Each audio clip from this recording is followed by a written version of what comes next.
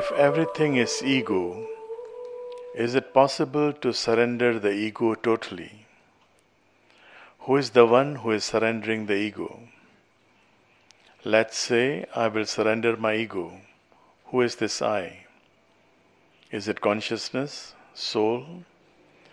In fact, when I say I surrender my ego, means that I already have something that is much powerful, higher than the ego, so I can let go, surrender the ego.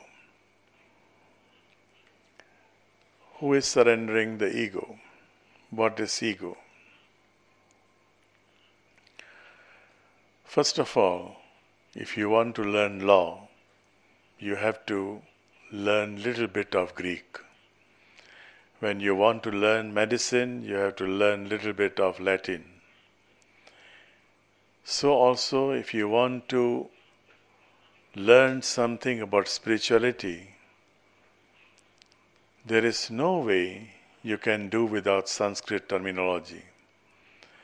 There are Sanskrit words which cannot be explained in any other language, not only English. So nowadays it has become a fashion to say, I can study by myself, I can do things by myself. Well, you did not learn to go to toilet by yourself. You needed your mother's help. In spirituality, we are all babies still. We need someone's help. And in this case, we need a help of a language which understands spirituality. In Sanskrit, there is no such thing as I am surrendering my ego. The word in Sanskrit is Saranagati. Saranagati is the state of surrendership. So you don't say I am surrendering my ego. Once I is there, ego is already there. It is not about surrendering your ego, but about developing a state of being that is called Saranagati, the state of surrendership, which means whatever you are doing, whatever we are doing, whatever I am doing, I keep reminding myself, you keep reminding yourself that there is a higher power, there is a higher supreme power working through each one of us.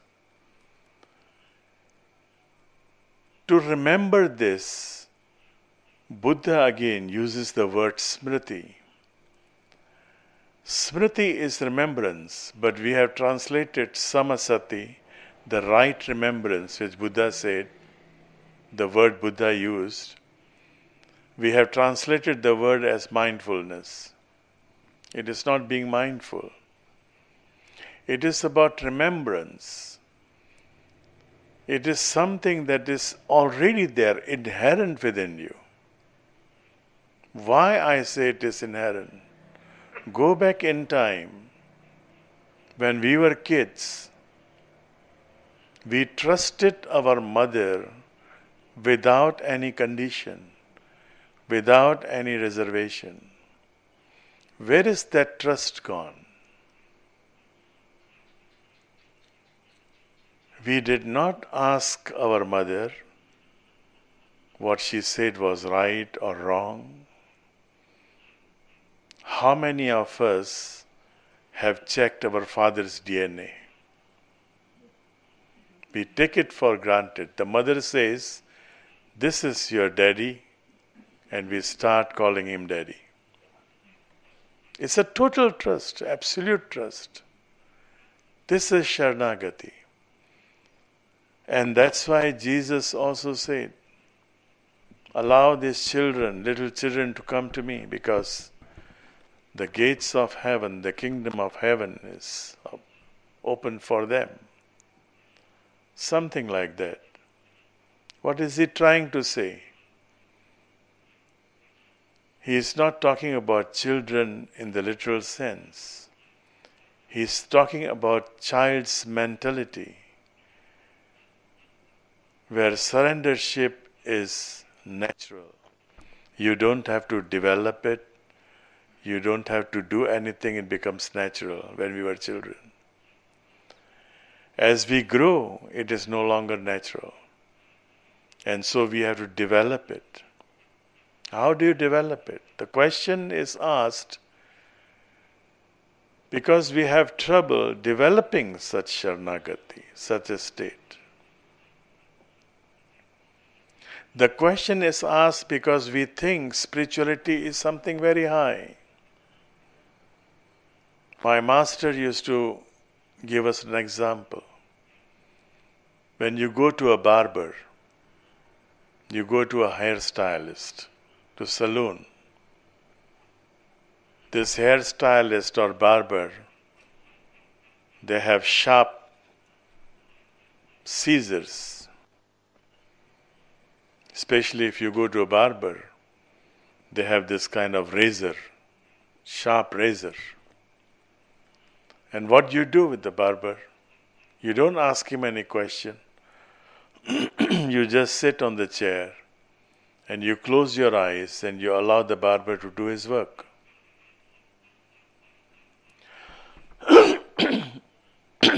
My master used to say, we even trust our barber. But when it comes to spirituality, you cannot trust someone who you call a guru. There is no trust, there is questioning. Everything is being questioned. Unless and until you develop this kind of surrendership, you cannot benefit from any spiritual setting, because spiritual setting starts with surrendership. If someone comes to Buddha, he will ask him to first of all repeat 3 times, Buddham Sharanam Gacchami. I seek refuge. Sharanam is Saranagati. They have translated to it refuge. Wrong translation, but what to do? There is no other word. Buddham Sharanam Gacchami. I seek surrendership in Buddha, in the light of consciousness within me. But that light of consciousness within me, how do you see it? Can you see your eyes? Even when you want to do some makeup, no matter how thin a makeup, you want to make your hair, you still need a mirror. So there comes a guru, he is the mirror. When we see a guru, we are seeing ourselves. A guru is provoking us, is challenging us to realize that what I am, you too are the same. So I seek refuge to Buddha. Buddha in the sense, the light of consciousness within us. I seek refuge in Dharma, in what he is delivering, in what he is teaching. Because I understand, I know, what he is telling me is for my own benefit. He is not gaining anything from his teaching. Whether he speaks or he doesn't speak, it makes no difference. So I seek refuge in Buddha, I seek refuge in Dharma, and I seek refuge in Sangha, in this support group. I have never met a single person who has realized his being without any support group. Even gurus, they are not born just like that.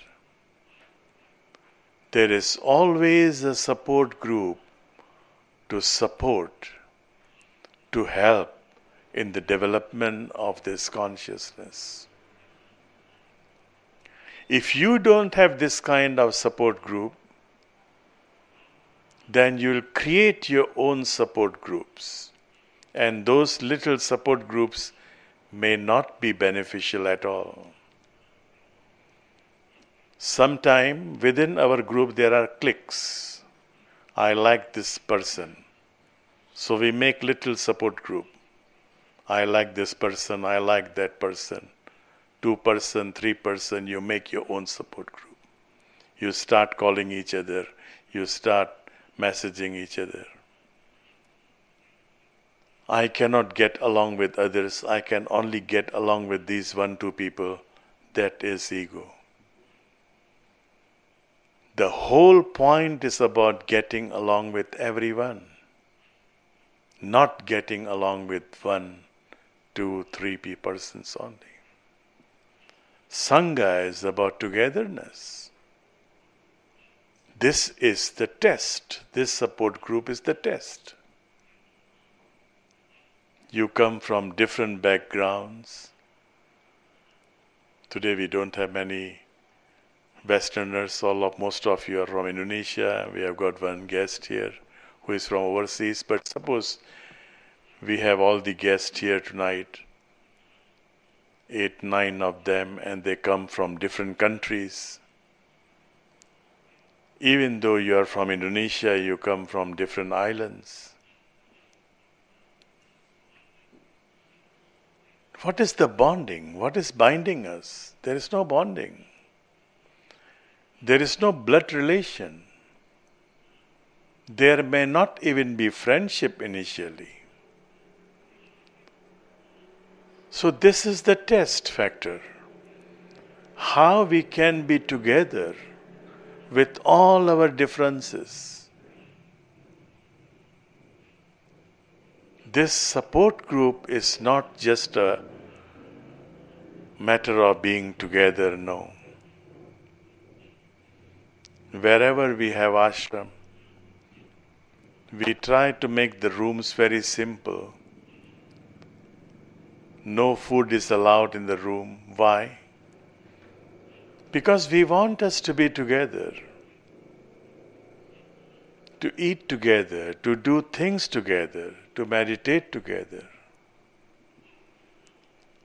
This is a part of meditation. This is part of yoga. And this is how you can develop Saranagati, the state of surrender. This is how you can learn surrendership. The word surrender in English is dirty language. It's a dirty word. It is as if someone is superior to you and you are surrendering to someone. That's why the word is a misnomer. The word surrender for Saranagati is not right. Saranagati is not submission because you are forced to do so, because I am telling you to do so. Saranagati is something that happens out of love. Not love for me, not love for God even, but love for yourself. I have been through this kind of life on and off so many times. And now I want to realize who I actually am. You want to realize this. So you are not doing any favor by being a part of any meditation group or something.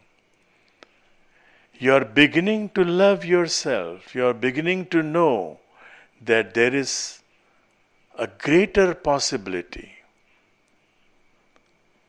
There is much more to life than just eating, drinking, having sex, sleeping, enjoying the comforts of life. There's much more to life. We have been depriving ourselves from those things. We have been depriving ourselves from those more important things of life. We have been wasting away our life for little things, small things, trivialities. So it is about loving yourself, about truly loving yourself, about knowing who you are. What is the meaning of this life? Just think about this.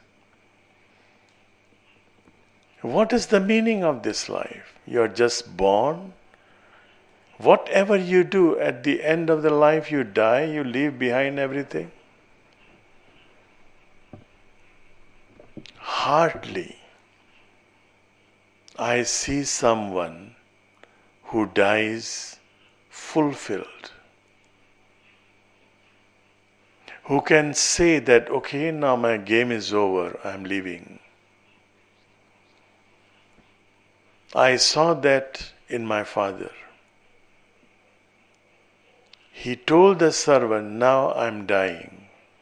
Nobody was at home. My sister was living few hundred yards away. I was not at home. He told the servant, go and call my daughter. She must be at home. I am dying. And she comes.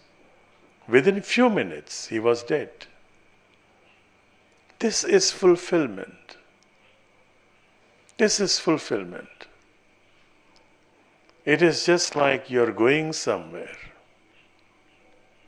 Otherwise, most of us, we die in pain, even though if pain is so much that we cannot speak, we cannot say anything, yet our mind is very much active. We are thinking of things that we'll be leaving behind, of our relationships, of the material things.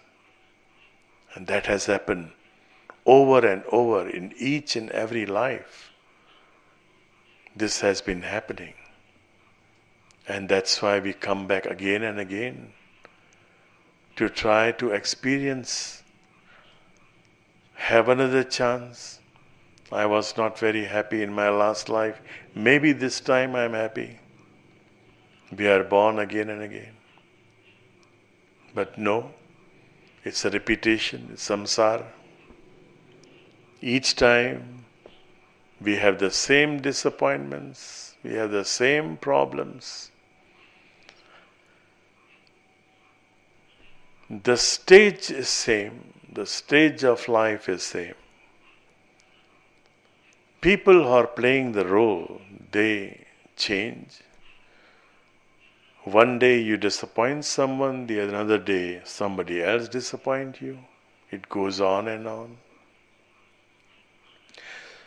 So yes, it is about developing Saranagati, the state of surrendership. And I was telling you, how do we start it? Consider a guru or any ishta. You can consider a statue as a mirror. And start remembering Samasati. That if he, Siddhartha Gautam, a prince, can become Buddha, then I can become Buddha too. Develop this kind of positive attitude, not positive thinking, but positive attitude.